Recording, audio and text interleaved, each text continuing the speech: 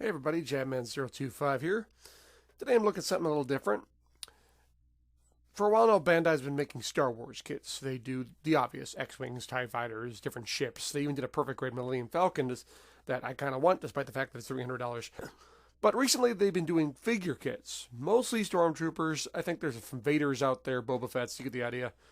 And I thought, why not? For sake of variety, I picked one up. Let's have a look. When you unplate this thing, they do have multiple colors. They do have a gloss black. They do have a standard black, flat black. They do have some gray in there, some clear green for the eyes. And they give you lots of different options. You can see here, the internals mostly are flat black, but the external is all gloss. You get that look.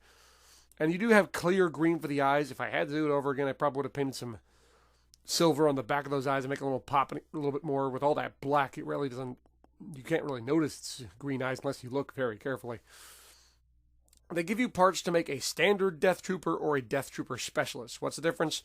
Some extra doodads, that thing on the shoulder, just some extra stuff he carries around. A standard Death Trooper is pretty plain, so you're probably going to build the Specialist.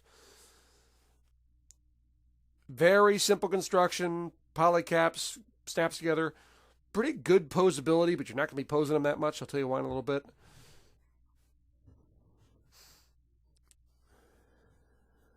But looks really good. Detail's really high.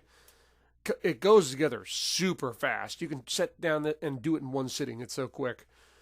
But you can see all the stuff on him, the stuff on the shoulder, the belts. He's got a utility belt going Batman style.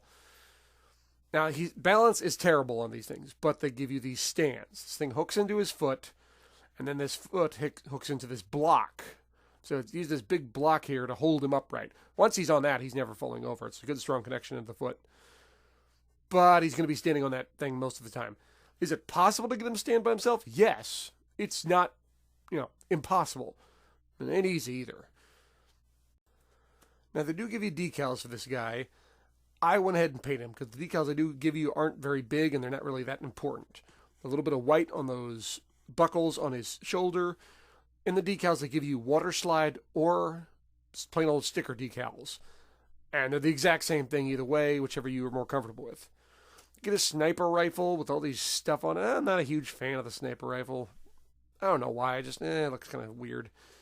A simple little blaster handgun. Very Han Solo-esque. Except it's all black. And this shotgun looking thing. This is their primary weapon. This is what I see them mostly using in Rogue One where they pop up. This requires some painting. The end of the barrel is silver, comes black. They give you a water slide for that. There's some red near the handle, on the scope, near the back of the gun. Like I said, they give you a water slide sticker, but it's so tiny. It's probably just easier to do paint. The guns weigh nothing. They can be held up easily, pose any way you want. Like I said, legs, though, are pretty much going to be planted on that block. But you can still get around some posing on the block. But the standard stance, holding the shotgun at an angle, that's how he looks in the movie. I like it. Really good detail for such a simple kit. This thing goes together, like I said, very fast. Snap, boom, ding, looks good. Stands there.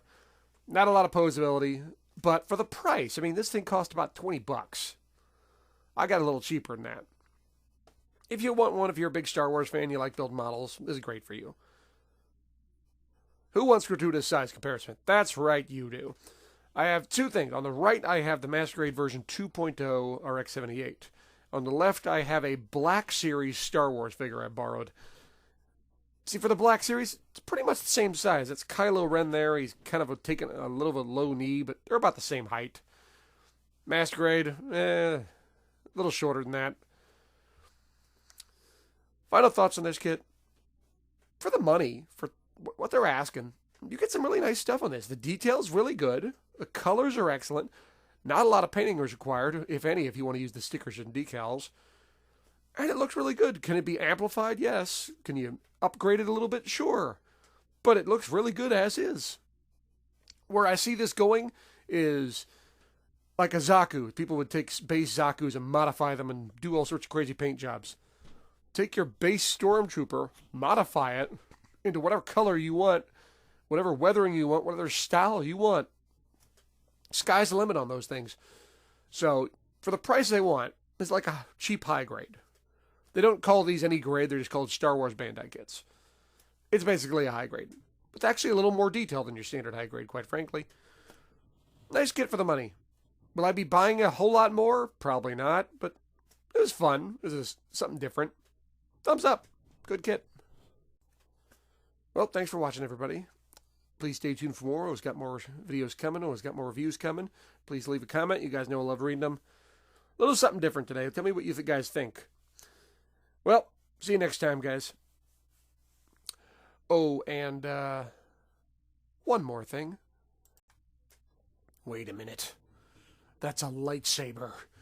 You're a Jedi. It's a beam saber. Lightsaber. Beam saber. Lightsaber. Beam saber. Lightsaber. Duck season. Rabbit season. Duck season. Rabbit season. Wait a minute. That was the droid I was looking for.